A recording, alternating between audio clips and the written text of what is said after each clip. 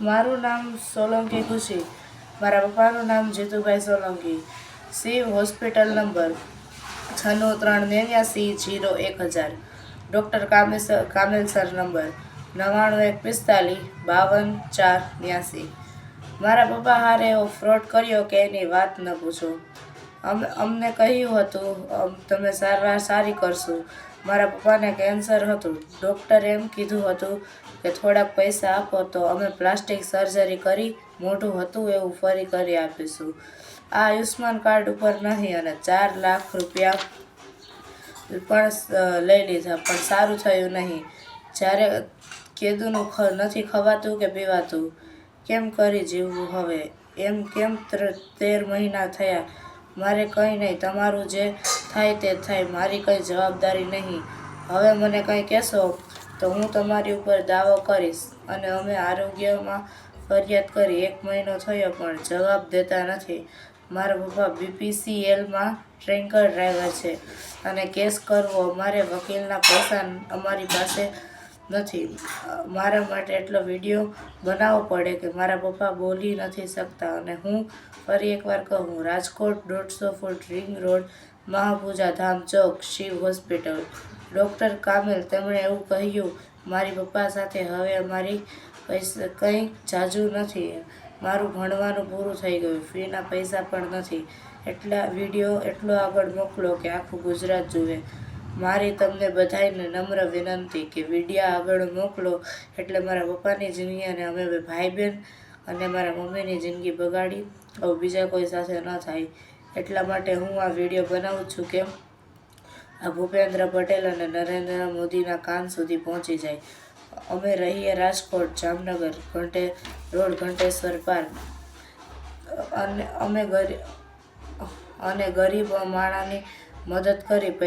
પૈસાની નહીં, આ ડૉક્ટરનું લાઇસન્સ સસ્પેન્ડ થવું જોઈએ. અને માણસો કહે ને કે છોકરા એના મા બાપને વૃદ્ધાશ્રમમાં મૂકી આવે, પણ મારા દાદા એના છોકરા એટલે મારા પપ્પાને મારા કાકા એમ કહે કે તું આશ્રમમાં હાલ્યો જા. સાવ આવું થોડું હાલે આ દુનિયામાં. સરકારના ન્યાય નથી. મારા પપ્પાને કંઈ થઈ જશે તો અમારું કોણ? હું ડૉક્ટરનું ભણતી હતી, મારે મજૂરી કરવાનો વારો આવ્યો. અને અમે આ વિડીયોનો જવાબ નહીં આવે તો કમિશનર ઓફિસે જવાના છીએ. ભલે અમને મરી જવું પડે, અમારે ન્યાય જોઈએ. હજી એકવાર હું શિવ હોસ્પિટલ ડૉક્ટર કામેલ અને મીડિયાવાળાને પણ કહું કે આ વિડીયો મીડિયામાં મોકલે એટલે અમને શાંતિ મળે. મારા પપ્પાના નંબર 9795984088. ગુજરાતનો વિડીયો મોકલો, બધે વાયરલ કરી દો. નામ છે તમારું? પાયલબેન જીતુભાઈ સોલંકી. બેન, તમારે શું બનાવ બન્યો તો? કયા હોસ્પિટલમાં ગયા હતા? શું સર્જરી હતું? મહાપૂજા ધામ ચોક, શિવ હોસ્પિટલ, ડૉક્ટર કામેલ રાજપરી. ખાલી જો મારા ઘરવાળાને છે ને ઓઠે ચાંદી જતી ને એમ કીધું કે બેન નોર્મલી સર્જરી કરવાની છે. અને અંદર જઈ અને પેલા તો 50,000ની જ વાત થઈ હતી ને અંદર લઈ ગયા પછી કે હવે આપણે કેન્સર આવ્યું, કેન્સરનું ઓપરેશન કરવું પડશે ને 4 લાખ રૂપિયા થાય. તોય મેં આ પાડી દીધી કે વાંધો નહીં, હાજા થઈ જાય ને તો કાંઈ વાંધો નહીં એમ. પણ ઓપરેશન કરાવ્યું 1 વર્ષ ને 1 મહિનો થયો તોય હજી કાંઈ સારું નથી. ખાઈ શકતા નથી, પી શકતા નથી ને હાલી શકતા નથી એમ. તો હવે તો જઈને અમે થાકી ગયા તો ત્યાં જઈએ તો હવે કાંઈ સરખો જવાબ આપતા નથી. અને એમ કે અમારે હોસ્પિટલે આવવું નહીં. મારે એક છોકરો ને છોકરી છે, મેં મારી છોકરીને ભણતી હોત ઉઠાડી લીધી. હવે મારી પરિસ્થિતિ નથી એને ભણાવવા જોઈએ. જો હું હવે ઘરની બાયણે કોઈથી નીકળી નથી છતાં હું ઘરકામ કરવા જાઉં અને રાત્રે સિક્યુરિટીમાં જાઉં એમ 200-300 રૂપિયા આપે ને એવી રીતે હું મારું ઘરનું ગુજરાત ચલાવું એમ. અને એ ડૉક્ટર તો હવે કાંઈ જવાબ જ દેતા નથી એમ. છતાંય હવે 2-3 વખત ગયા ને તો અમારા ઉપર દાવો કરવાનું કહે કે હવે આવશો તો હું તમારા ઉપર દાવો કરી દઈશ. આરોગ્યમાં ગયા બીજે તો જો વકીલ રાખવાનું રાખવું એવી મારી કાંઈ પરિસ્થિતિ નથી. અને અમને કોઈ પોલીસવાળા કે કોઈ કાંઈ જવાબ દે નહીં. અમે જઈએ ને તો તમારી હવે માંગ શું છે?